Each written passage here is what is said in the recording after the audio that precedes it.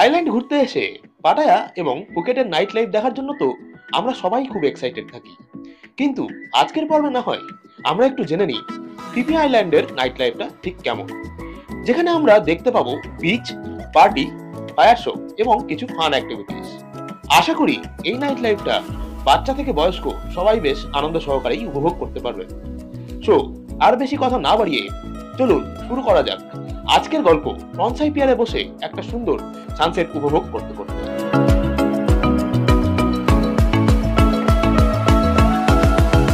পিয়ারে বসে কিছুটা সময় কাটানোর পরেই আমরা ফিরে এলাম আমাদের হোটেলে।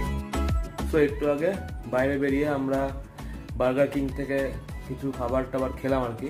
খেয়ে এসে এখন এই রুমে জাস্ট বসেছি, ক্লিন আপ করতে হবে, জিনিসপত্রগুলো সব গোছাতে হবে এখান থেকে। এবারে আমরা যাবো হচ্ছে, কালকে আপনাদের সঙ্গে দেখিয়েছিলাম যে ওয়াশিং মেশিন যেগুলো রয়েছে রাস্তাতে আর কি অন রোড, যেগুলোতে ওয়াশ অ্যান্ড ড্রাই করা যায় ক্লথস, সেইটাতে আমরা যাবো। কিছু জামা কাপড় আসলে স্নর্কেলিং এর সময় যে জামা কাপড়গুলো ভিজে গেছে ওগুলোকে একটু ক্লিন আপ করতে হবে। তো ওই একমাত্র একটাই কাজ বাকি রয়েছে। তো এরপরে ভেজা জামা কাপড়গুলোকে সাথে নিয়েই আমরা বেরিয়ে পড়লাম ওয়াশিং মেশিনের খোঁজে এবং পৌঁছে গেলাম একটা লোকাল লন্ড্রি শপে।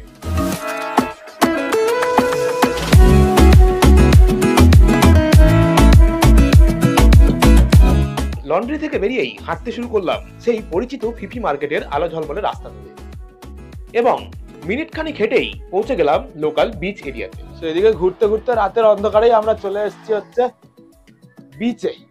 ওইদিকে একটা পুল পার্টি টাইপের হচ্ছে, ফায়ার শো হচ্ছে, ওটা দেখতে যাচ্ছি।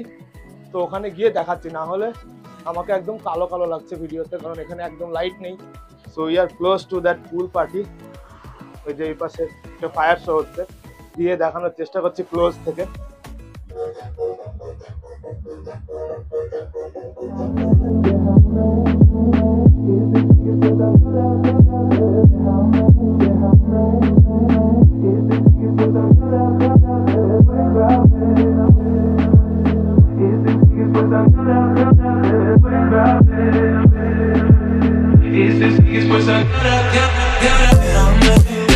বেশ কিছুক্ষণ যাবত ফায়ার শোটা উপভোগ করার পরে আমরা ভেতরের দিকে এগোতেই দেখি সেইখানে চলছে full on DJ music party এবং তার সাথে মেকানিক্যাল বুল রাইড গেম।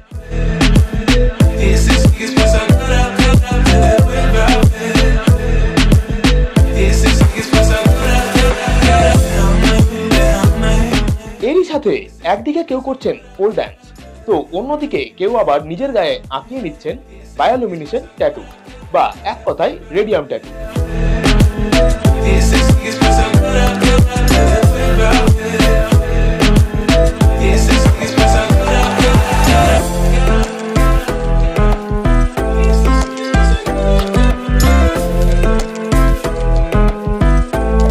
পার্টি জোন থেকে বাইরের দিকে লক্ষ্য করতেই দেখি ওখানেও শুরু হয়ে গেছে এক অন্যরকম মজাদার অ্যাক্টিভিটি, যা আমি আগে কখনো সামনে থেকে দেখিনি।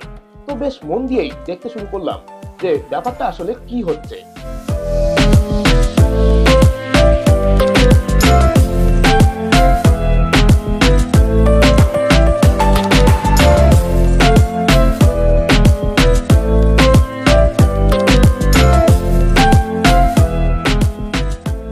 এরই মধ্যে শুরু হয়ে গেল আতশবাজির প্রদর্শনী, যেন মনে হচ্ছে বিদেশের মাটিতে এক প্রকারের দিওয়ালি সেলিব্রেশনই চলছে।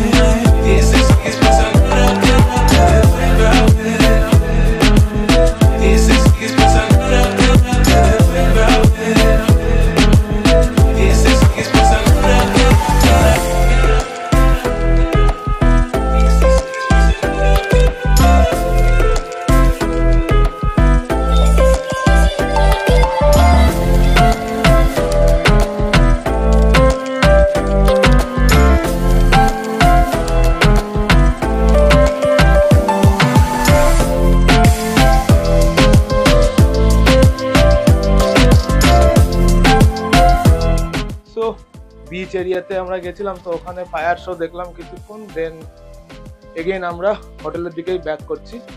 বাট ডিনারে কিছু খেতে হবে হয়তো, সো দেখি কি হয়। গিয়ে ওই ফিফি যেখানে হোটেল আছে আমাদের পানমানে, ওই আশেপাশে এরিয়াতে কিছু একটা খেয়ে নেবো। আজকের দিন এখানেই মোটামুটি এন্ড করছি, আর সেরকম কিছু দেখানোর নেই আজকে। এই এখন লোকাল মার্কেটে এক্সপ্লোর করলাম আর ফায়ার শোটা দেখলাম। ফায়ার শোটা কেমন লাগলো আপনাদের বলুন, আমরা তো লাইভ দেখলাম, ইট ওয়াজ প্রিটি নাইস। তো that's it for the day, and আজকের ব্লগ এখানেই এন্ড করছি। থ্যাংকস ফর ওয়াচিং, দেখা হবে আপনাদের সঙ্গে কালকে। কালকে আমরা এখান থেকে যাব হচ্ছে ফিফি থেকে বেরিয়ে ফেরি ধরে আমরা চলে যাব হচ্ছে ফুকেট।